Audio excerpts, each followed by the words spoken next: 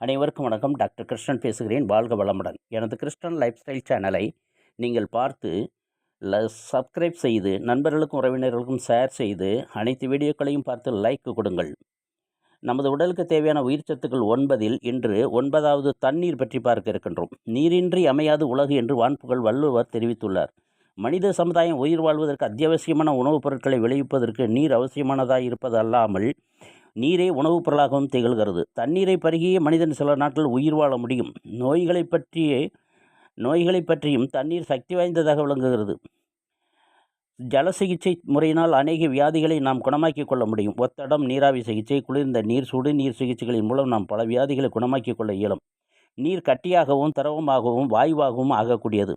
உடல் வளர்ச்சிக்கும் ஆற்றலுக்கும் நாம் உண்ணும் மாவு, சத்து, புரதம், கொழுப்பு, உயிர் சத்துக்கள், தாது உப்புகள் போன்றவை உடலில் ஜீரணமாகி கிரகிக்கப்படுவதற்கு நீரின் உதவிதான் முக்கியமாக தேவைப்படுகிறது. உடலில் ஜீரணமாகி கிரகிக்கப்பட்ட சத்து பொருட்களை உடலில் உள்ள உறுப்புகளுக்கு தேவைக்கேற்ப கொண்டு செல்லும் பணியையும் நீர்தான் செய்கிறது. நீரில் கரைந்த நிலையில்தான் சத்துக்கள் அந்தந்த இயக்கத்திற்கு ஆதாரமான செல்களுக்கு கொண்டு போய் சேர்க்கப்படுகின்றன. சத்துக்களை உடல் கிரகித்து கொண்டாலும் அதன் சக்கைகளான கழிவுப் பொருட்களை வெளியேற்றும் பணியினையும் நீர்தான் செய்கின்றது.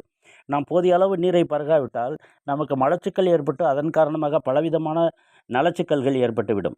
இரத்தத்தில் திடப்பொருள் அதிகமானால் நீரின் உதவியால் மூத்திரகோசம் அந்த திடப்பொருளை பிரித்து வெளிக்கழித்து விடும். இரத்தத்தில் நீரின் அளவு அதிகமாகிவிட்டாலோ சிறுநீரகம் செயல்பட்டு அதிகப்படியான நீரை இரத்தத்திலிருந்து பிரித்து வெளியேற்றிவிடும். நீரானது வியர்வை வழியாகவும் மூச்சின் வழியாகவும் உடலிலிருந்து வெளியேறி உடலின் தேவைக்கு மேற்பட்ட உஷ்ணத்தை தணித்து உடலின் உஷ்ண நிலையை சமனப்படுத்துகிறது. நமது உடலில் ஏறத்தாழ 70% நீர் இருக்கிறது. உடலின் திரவ அளவை சீராக வைத்திருக்க தண்ணீர் உட்கொள்வது அவசியம். நாம் தினசரி 1.5 முதல் 2.5 லிட்டர் வரை நாம் உடலின் தேவைக்கேற்ப தண்ணீர் பருக வேண்டும். நமது உடலின் வளர்ச்சிக்கு மட்டுமின்றி உயிரின் காப்புக்கும் நீர் இன்றியமையாததாக திகழ்கிறது. இதுவரை நாம் உயிர் சத்துக்கள் 9 பற்றி பார்த்தோம். மீண்டும் அடுத்த பகுதியில் நாம் வேறு வகையான மருத்துவ குறிப்புகளை பார்ப்போம். அனைவருக்கும் நன்றி, வணக்கம். கிருஷ்ணன் லைஃப் ஸ்டைல் சேனலை சப்ஸ்கிரைப் செய்யுங்கள். நன்றி, வணக்கம்.